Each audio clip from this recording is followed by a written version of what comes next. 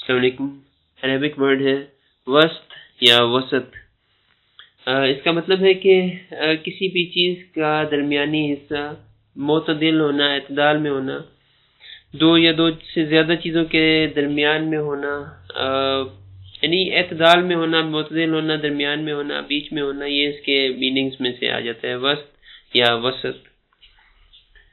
اور قرآن مجید میں اگر آپ لوگ دیکھیں سورہ البقرہ 2 آیت نمبر 143 میں، تو آپ لوگ دیکھیں گے کہ وَكَذَلِكَ جَعَلْنَاكُمْ أُمَّةً وَسَطًا لِتَكُونُوا شُهَدَاءَ عَلَى النَّاسِ، اور اسی طرح ہم نے تم کو امت معتدل بنایا ہے تاکہ تم لوگوں پر گواہ بنو اور پیغمبر آخر الزمان تم پر گواہ بنے. تو یہ تھا ورڈ وسط یا وسط. اور پھر ملتے ہیں انشاءاللہ نیکسٹ ٹائم پہ. جزاکم اللہ خیر.